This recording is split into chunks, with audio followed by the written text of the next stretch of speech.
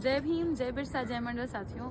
लगातार जो देश में चल रहा है, आप देखे होंगे कि जिस दिन मैंने मनुस्मृति की प्रतियां उस चैनल पर फाड़ी थी बाबा साहब से इंस्पिरेशन लेते हुए, क्योंकि बाबा साहब ने तो पूरी उस किताब को ही जला दिया जो हमें अमानवीय बताती है। 25 दिसंबर 1927 को मैंने तो केवल प्रतियां फाड़ी उसकी, जहां पर यह लिखा था कि महिलाएं शूद्र हैं, उन्हें शूद्र और महिलाएं जानवर के समान हैं, उनको बराबरी का कोई हक नहीं है, महिलाओं को स्वतंत्र रहने का कोई हक नहीं है, उनको पुरुषों के अधीन होना चाहिए। इन सारी बातों को जो समाज में गैर समानता को बढ़ावा देती है उसको बस मैंने फाड़ा।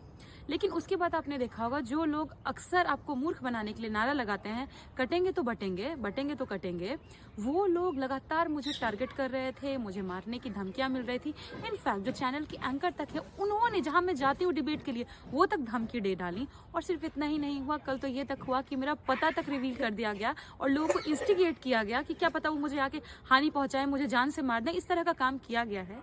लेकिन मुझे इन 2-3 दिनों में जो समर्थन प्राप्त हुआ है, मैं उसके बारे में क्या कहूँ। मुझे लगता है कि एक तरीके से वो मेरे ऊपर भारी भी पड़ रहा है, क्योंकि वो भारी इस तरीके से पड़ रहा है कि वो मुझे और बेबाकी से और मजबूती से अपनी आवाज़ रखने का, अपनी बातों को रखने का, अपने समाज के लिए खड़ा होने का ताकत दे रहा है, हिम्मत दे रहा है, आत्मसम्मान और स्वाभिमान की लड़ाई को मजबूत करने का हिम्मत दे रहा है, बल दे रहा है। लगातार उसको आप लोगों ने, बहुजन साथियों ने, सवर्ण तबके के प्रगतिशील लोगों ने, मेरी पार्टी ने, सभी ने उसको नंबर 1 ट्रेंड पर पहुंचा दिया।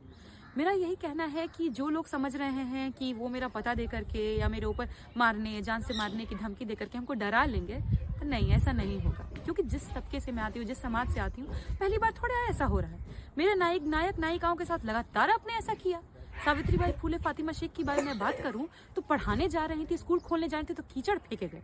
उसके बाद आते हैं कि किस तरीके से इन लोगों ने हमारे अन्य नायक नायिकाओं को टारगेट किया। अगर आप याद कीजिएगा तो बाबा साहब अम्बेडकर को क्या छोड़ा इन लोगों ने? नहीं छोड़ा। लेकिन उसके बाद फिर मैं अगली कड़ी में जोड़ती हूँ फूलन देवी जी को। हत्या तक कर दी गई क्योंकि उन्होंने गैर बराबरी को, असमानता के खिलाफ एक रिवॉल्यूशन छेड़ा। उसके बाद मैं बात करती हूँ बहन मायावती जी की। उनके साथ नहीं हुआ कैरेक्टर असैसिनेशन जो मेरे साथ हो रहा है, वो हुआ उनके साथ में। लालू जी तक को तो डिह्यूमनाइज कर दिया गया, बोलते हैं चारा खाता है, जानवर है लालू जी। कर्पूरी ठाकुर जी को तो सदन में गालियां दी इन लोगों ने। और मैं जिनका खून मेरे लहू में बहता है, जगदेव बाबू जी का, उनको तो पता था कि वो जाएंगे 100 में 90 शोषित है, 90 भाग हमारा का नारा लगाएंगे तो उनकी हत्या हो जाएगी। हत्या भी कर दी उन लोगों ने। लेकिन क्या बाबू जगदेव डरे? क्या मायावती जी डरी? क्या कर्पूरी जी डरे? लालू जी डरे? अम्बेडकर जी डरे? फातिमा जी डरी? कोई नहीं डरा। मैं क्यों डर जाऊं? मैं तो उनकी बच्ची हूँ भाई। मैं तो उनके बस रास्ते पर दिखाए हुए मार्ग पर चल रही हूँ। तो आप सोच लीजिएगा कि हमको डरा लीजिएगा, हमारे तबके के लोगों को डरा लीजिएगा, तो ये न होने से रहा। और मेरा समाज मेरे साथ मजबूती के साथ खड़ा है, वो मेरा रक्षा कवच बन के खड़ा है, तो मैं कैसे डर जाऊँ? आपको पता बांटना है, मेरा कैरेक्टर असैसिनेशन करना है, जो करना है करिए।